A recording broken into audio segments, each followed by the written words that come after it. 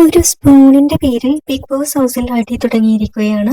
ശൈത്യ വന്നിട്ട് ക്യാപ്റ്റനായ അനീഷിനോട് ചോദിക്കുന്നുണ്ട്, ആരാണ് ഈ ലിവിംഗ് ഏരിയയിൽ ഈ സ്പൂൺ വെച്ചിട്ടുള്ളത്? ആരാണ് വെച്ചതെങ്കിലും ആ സ്പൂൺ വേഗം കിച്ചൺ ഏരിയയിലേക്ക് കൊണ്ടുപോകും, അവിടെ കഴുകാനുള്ളതാണ്. ഇവിടെ നിന്നും സ്പൂൺ എടുത്ത് കൊണ്ടുപോകാനൊന്നും എനിക്ക് പറ്റില്ല എന്ന് പറയുന്നുണ്ട്.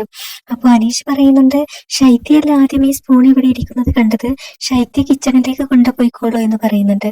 അപ്പോൾ ശൈത്യ തിരിച്ച് ചൂടായിട്ട് പറയുകയാണ് അനീഷിനോട്, താൻ ക്യാപ്റ്റൻ അല്ലേ, ആരാണ് ഇത് വെച്ചത് എന്ന് കണ്ടുപിടിക്കുക എന്ന് പറയുന്നുണ്ട്.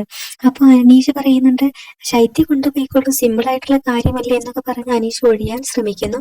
ആ സമയത്ത് ശാരിക കൂടുന്നുണ്ട്. ശാരിക പറയുന്നുണ്ട്, ഇത് നമ്മുടെ വീടൊന്നും അല്ലല്ലോ, നമ്മുടെ വീടാണെങ്കിൽ ഓക്കെ, ഇത് ബിഗ് ബോസ് ഹൗസല്ലേ, ഇവിടെ ഓരോരുത്തർക്ക് അവരവരുടേതായ ജോലി കൊടുത്തിട്ടല്ലേ, അവരവർ അത് ചെയ്യട്ടെ എന്ന് പറയുന്നുണ്ട്. മറ്റ് കണ്ടസ്റ്റൻസ് എല്ലാം തന്നെ ഒന്നിച്ച് നിന്നിട്ടാണ് അനീഷിനോട് ഇത് പറയുന്നത്.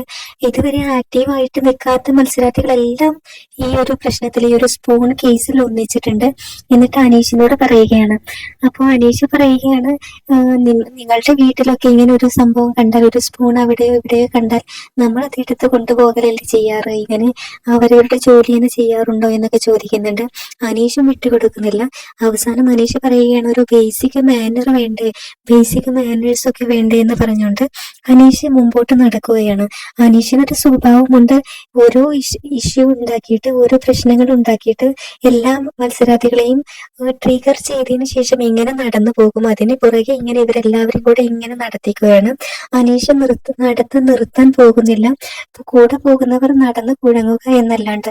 എന്തായാലും ഇന്ന് രാവിലെ തന്നെ ലൈവിൽ കാണിക്കുന്നത് ഇതാണ്.